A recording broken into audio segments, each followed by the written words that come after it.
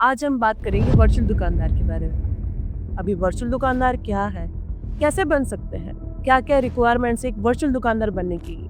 Website पर जो 1288 का अमाउंट दिखाया गया है, वो क्यों देना है? यहाँ तो मेंशन किया गया था कि ज़ीरो इन्वेस्टमेंट है। वर्चुअल दुकानदार बनने पर आप मंथली नमस्ते दोस्तों, new era of e commerce pin code card के पहले एपिसोड में आपका बहुत स्वागत है। आज हम बात करेंगे वर्चुअल दुकानदार के बारे में। अभी वर्चुअल दुकानदार क्या है, कैसे बन सकते हैं, क्या-क्या रिक्वायरमेंट्स एक वर्चुअल दुकानदार बनने के लिए। इस कॉन्सेप्ट को बेहतरीन तरीके से जानने के लिए आज हमारे साथ में जुड़े हैं दिनेश जी। आपका बहुत स्वागत है sir. Thank you so much for inviting me ma'am. जी, तो चलिए शुरू करते हैं और जानते हैं इस वर्चुअल दुकानदार के कॉन्सेप्ट को। सर, हम सबसे पहले ये जानना चाहेंगे कि आखिरकार ये वर्चुअल दुकानदार है कौन? तो देखिए रंजीत जी, यहाँ पर हम पहले जब वर्चुअल दुकानदार समझ रहे हैं उससे पहले आपको ये जानना जरूरी है कि एक दुकानदार कौन होता है। देखिए, दुकानदार बेसिक सिनेरियो में एक ऐसा व्यक्ति है जो अपना टिफिन लेता है, सुबह सुबह तैयार होता है, जिसके दिमाग में दुकान चलती है और वो अपनी गाड़ी लेके अपनी दुकान पहुंचता है, शटर खोलता है और वहां पर सामान जमा के, सफाई करके, पूजा करके और अपने काउंटर पर बैठ जाता है। वहां पर इसी उम्मीद में बैठता है कि भाई अब ग्राहक आएंगे, अब ग्राहक आएंगे, अब ग्राहक आएंगे। पर कैसे आएंगे, कितने आएंगे, कितना मुनाफा होगा, वो कुछ नहीं पता है। वो बस एक उम्मीद होती है कि हाँ आएंगे। अब इसी के साथ साथ आप ये देखिए कि कितने खर्चे हैं। शटर ओपन करना, क्लोज करना, दुकान जो है वो रेंट पे लेना। पहली बात, अगर कोई नया सेटअप कर रहा है दुकान, तो पहली चीज की रेंट पे लेवे वो दुकान। अगर सही जगह पे मिली रेंट पे तो ठीक है, नहीं तो दूसरी प्रॉब्लम। अगर सही जगह पे मिल भी गई रेंट पे तो उसका कितना रेंट है हर महीने की, वो स्टाफ की सैलरी, इलेक्ट्रिसिटी बिल, फर्नीचर बनवाना, जो दुकान पे माल जा रहा है उसका खर्चा, इन्वेस्टमेंट, उस पे इंटरेस्ट और ऐसे कई सारे खर्चे। अब इसी के साथ साथ यहाँ पर हर समय एक टेंशन बनी रहेगी कि कई दूसरा एक कॉम्पिटिटर आ गया जिसने मुझसे अच्छी सर्विस दे दी। सर्विस हालांकि मुझे पता है कि मैं बहुत अच्छी दूंगा, पर फिर भी क्या भरोसा। और इसी एक उम्मीद में वो अपनी दुकान चलाता है कि कोई और कॉम्पिटिटर नहीं आएगा और मैं इस एरिया में अपनी खुद की दुकान चलाऊंगा और इस एरिया के सारे कस्टमर्स मेरे। पर क्या पता अब कल को कोई एक दुकान वाला उठ के आ गया और मेरी दुकान के सामने एक और दुकान लगा दी। सपोज मेंस फैशन कैटेगरी का एक दुकानदार हूं मैं और मेरी दुकान के सामने किसी और ने दुकान लगा दी, तो अब क्या होगा। बहुत एक सिनेरियो में आप देखा होगा आपने कि भाई दो कस्टमर मेरी दुकान पे आ रहे थे, उन लोगों को मेरी दुकान पे ना जाके वो लोग सामने वाली दुकान पे चले गए जो पहले मेरी दुकान पे आ रहे थे। पर अब सामने वाली दुकान पे जाने के बाद क्या किया उन लोगों ने, वहां से शॉपिंग कर ली, वहां से खरीद के निकल गए। अब जो मैं एक दुकानदार, एज ए दुकानदार देख रहा हूँ कि यार उसके पास 2 थैले भर के या फिर 2 थैलियां कपड़े हैं, एक शर्ट है, एक पैंट है या फिर एक पीस है, तो अब वो पैसा मेरा हो सकता था, वो प्रॉफिट मेरा हो सकता था और मेरी इन्वेंट्री खाली हो सकती थी। उस जगह पर किसी और का इन्वेंट्री खाली हो गया, किसी और का पैसा गया, किसी और का माल गया।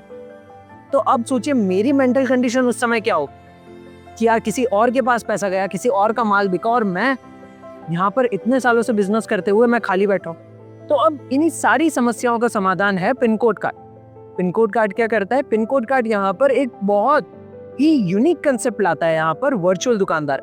एज ए वर्चुअल दुकानदार आपको आपके ही एरिया में एक रजिस्टर्ड रिटेल शॉप मिलती है, आपकी दुकान मिलती है आपके पूरे पिन कोड पर। ना कोई एक गली, ना मोहल्ले तक ये सीमित है। वहां पर आपको कोई खर्चा नहीं देना है, आपको कोई रेंट नहीं देना है, कोई स्टाफ की सैलरी नहीं, कोई अग्रीमेंट नहीं, कुछ भी ओनरशिप नहीं, कोई इन्वेस्टमेंट नहीं, कोई रिस्क नहीं। जीरो रिस्क, जीरो इन्वेस्टमेंट पे आप खुद की एक वर्चुअल दुकान स्टार्ट कर सकते हो। अब सोचो ये कितना मेंटल पीस का काम है कि मैंने कोई माल लगाया नहीं, मैंने कोई अपनी जेब से पैसा डाला नहीं, सिर्फ 1288 में एक सिंपल सा रजिस्ट्रेशन कर दिया, पिन कोड कार्ड की वेबसाइट पे जाके वर्चुअल दुकान पे क्लिक करके अकाउंट क्रिएट किया, मेरी आधार कार्ड की डिटेल्स डाल दी, बिकम अ वर्चुअल दुकानदार पे क्लिक करके 1288 का पेमेंट किया और मैं अपना दुकानदार बन गया।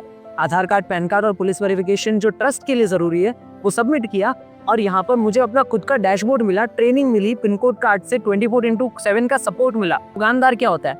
दुकानदार जब अपना शटर ओपन करेगा तब उसकी दुकान चलेगी, जब बंद करेगा तब बंद हो जाएगी। पर पिन कोड कार्ड पे एक दुकानदार की दुकान 24/7, 24 घंटे पूरा दिन, 365 दिन चलती है। जहाँ पर अगर आपको खुद को कुछ काम है, अगर आप एक दिन बाहर भी गए ना, तो आप किसी और से अपना माल डिलीवर करवा के और प्रॉफिट कमा सकते हैं। तो यही सारी समस्याओं का समाधान है पिन कोड कार्ड। अपनी दुकान, अपने घर। ये तो बहुत ही बढ़िया कॉन्सेप्ट है सर। सर, मैं ये जानना चाहूंगी आखिर वर्चुअल दुकानदार बनने का प्रोसेस क्या है? बिल्कुल, वर्चुअल दुकानदार बनने के लिए आपको बस पिन कोड कार्ड की वेबसाइट पर जाना है। टॉप राइट कॉर्नर में वर्चुअल दुकानदार का ऑप्शन दिखेगा, उस पर क्लिक करके रिक्वायर्ड फिल करनी है आपकी डिटेल्स और कि इसमें से कोई भी एक अवेलेबल कैटेगरी अपने पिन कोड पर सेलेक्ट करनी है। 1288 यानी 1288 का रजिस्ट्रेशन फी पेमेंट करना है। आपको डॉक्यूमेंट वेरीफाई करने का पोर्टल शो होगा, वहां पर वेरिफिकेशन होते ही आपको अपना डैशबोर्ड दिख जाएगा। है ना बहुत इजी प्रोसेस। सर ये तो बहुत ही इजी प्रोसेस है, लेकिन ये वेरिफिकेशन के लिए कौन कौन से डॉक्यूमेंट की जरूरत पड़ती होगी सर? आपको अपना बस आधार कार्ड, पैन कार्ड और पुलिस वेरिफिकेशन सर्टिफिकेट चाहिए होता है। अब आप में से कुछ लोग सोच रहे होंगे क्या पुलिस वेरिफिकेशन सर्टिफिकेट के लिए पुलिस स्टेशन जाने की जरूरत है? तो नहीं, आप पुलिस वेरिफिकेशन सर्टिफिकेट अपने आसपास के ई मित्र से भी इशू करवा सकते हो। और याद रखिए, पुलिस वेरिफिकेशन आपकी और कंपनी की सिक्योरिटी पर्पस के लिए जरूरी है। Okay sir. सर मैं ये जानना चाहूंगी, क्या एक वर्चुअल दुकानदार बनने के लिए इसमें कोई क्राइटेरिया फिक्स है, लाइक कोई एजुकेशन, कोई सर्टिफिकेट या फिर कोई एज लिमिट? बहुत ही बढ़िया सवाल है आपका, और हमारे बहुत से दर्शक ये सोच रहे होंगे कि हमें इस बारे में बात करनी चाहिए। तो चलिए इस बारे में बात की जाए। देखिए, वर्चुअल दुकानदार देश का कोई भी इंसान बन सकता है, बस आपकी उम्र 18 या 18 से ज्यादा होनी चाहिए। हालांकि मैक्सिमम एज लिमिट पर कोई रोक नहीं है, पर एक घर से 2 लोग वर्चुअल दुकानदार नहीं बन सकते। हर वर्चुअल दुकानदार का एड्रेस भी अलग होना चाहिए, यानी एक घर से 2 लोग नहीं बन सकते। इवन अगर आप जॉब भी करते हैं तो भी आप एक वर्चुअल दुकानदार बन सकते हैं। ओवरऑल हर एक इंसान जिसका सपना है अपनी खुद की दुकान खोलने का, अपनी खुद की दुकान बनाने का, खुद दुकानदार बनने का, वो इंसान एक वर्चुअल दुकानदार बन सकता है। अच्छा। जी हाँ। सर आपके आने से पहले हमने ये जाना कि एक वर्चुअल दुकानदार एक ही कैटेगरी सिलेक्ट कर सकता है, क्या ये सच है? इसके बारे में मैं थोड़ा सा और जानना चाहूंगी। हाँ जी, बिल्कुल सही सुना आपने। एक वर्चुअल दुकानदार एक पिन कोड पर एक ही कैटेगरी इसलिए सेलेक्ट कर सकता है ताकि उसके प्रोडक्ट की कैटेगरी यूनिक रहे और कंपटीशन ना रहे। अगर हम बात करें कि एक दुकान के सामने दूसरी दुकान ओपन हो गई सेम कैटेगरी, तो आप सोचिए उसकी फीलिंग कि उसको कैसा फील होता होगा कि उसके ग्राहक कहीं और जा रहे हैं। बस उसी फीलिंग को हटाने के लिए और उसके कंपटीशन को कम या यूं कहें कि जीरो करने के लिए ही एक वर्चुअल दुकानदार एक ही कैटेगरी ले सकता है।